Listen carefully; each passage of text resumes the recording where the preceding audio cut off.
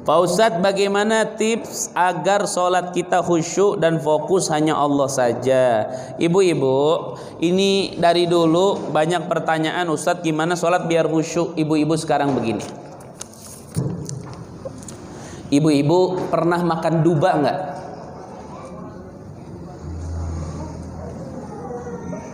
Lo kok diem? Jawab dong. Ibu-ibu pernah makan duba nggak? Hah? Tuh kan? Ibu-ibu nggak bisa jawab. Pernah makan apa belum nggak bisa jawab. Kenapa? Nggak tahu duba itu apa.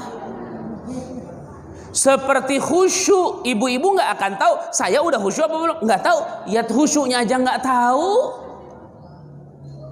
Sekarang nanya Ustadz, tipsnya biar khusyuk gimana? Bukan biar khusyuk, kenali dulu khusyuk. Nanti tahu sholat tuh udah khusyuk apa belum.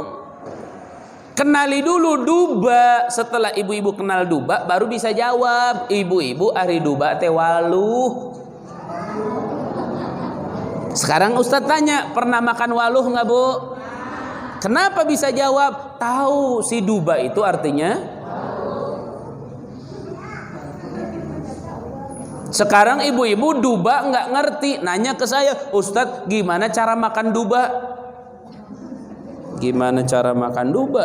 Dubanya aja kagak tahu. Kayak khusyuk, banyak orang nanya, Ustadz kiat-kiatnya biar khusyuk. Emang khusyuk apa? Ya khusyuk tuh buat Allah. Enak aja khusyuk buat Allah. Gampang amat ngomong khusyuk buat Allah. Makanya kenali dulu khusyuk. Nanti ibu-ibu baru tahu, oh saya bisa khusyuk. Oh saya belum bisa khusyuk. Kok tahu sih bisa ngukur? Karena kan khusyuk tuh begini. Saya yang ada baru 2, yang satu kagak ada. Kurang nih gitu. Ibu-ibu tadi saya makan duba belum? Duba teh lepet lain. Eta lepet duba. Nggak bisa jawab. Kenapa? Kagak tahu. Tapi kalau tahu, oh duba teh waluh. Akhirnya saya ngomong, ibu-ibu sudah makan duba belum?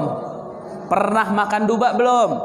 Pernah. Bisa jawab. Yang belum pernah, ibu-ibu bisa jawab. Belum pernah Ustadz saya mas. Bisa jawab. Karena tahu artinya kalimat dub. Makanya ibu-ibu sudahlah. Ibu-ibu mohon maaf. Cepetan ibu-ibu. Bu. Bu. Kenali dulu khusyuk nih cepetan. Khusyuk apa Ustadz? Khusyuk itu terdiri dari 3 perkara. Perhatikan. Kalau sampai ibu-ibu 3 perkara ini nggak ada, ibu-ibu bisa jawab sholatnya belum khusyuk. Kalau ada, berarti sholatnya sudah khusyuk. Kalau 2 ada, 1 nggak ada, berarti khusyuknya baru 2/3. Makanya mesti kenal apa khusyuk. Ibu-ibu dengarkan. Khusyuk itu terdiri dari 3 komponen, 3 bahan baku, 3 komposisi.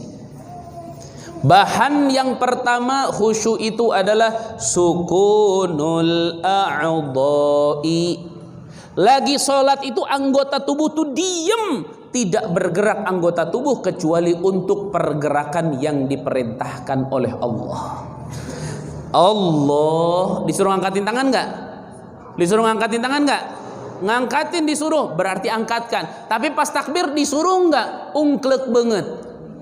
Nggak disuruh, kunaon milu ungklek. Ada orang sholat, Allah. Bukan ngangkatin kepala, yang disuruh ngangkatin. Berarti angkatin apa?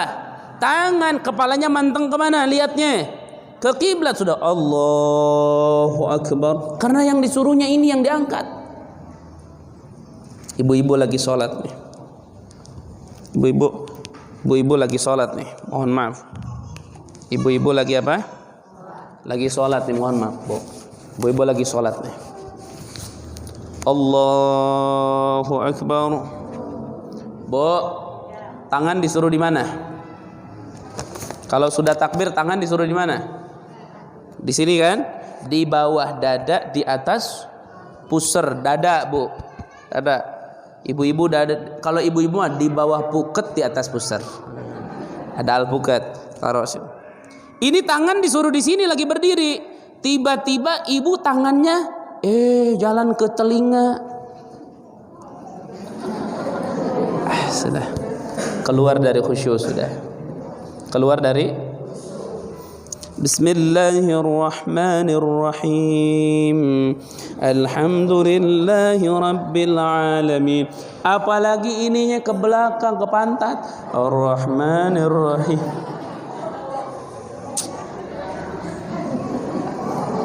Jadi Bu, perhatikan biar ibu-ibu paham. Ustadz ngajinya nggak mau cepet-cepet, ibu-ibu nggak paham, nggak mau. Ustadz maunya ibu-ibu pulang dari sini tuh paham dan jadi cahaya. Jadi yang pertama khusyuk itu komponennya apa? Sukunul a'dha, diamnya anggota tubuh. Satu. Yang kedua wahudurul qalbi. Makanya mohon maaf bagi ini bapak-bapak nih, mohon maaf. Kenapa sholat suruh pakai peci? Satu sunnah Nabi, kedua agar tidak sibuk ngorek buuk. Ada orang kalau rambutnya panjang mau sujud,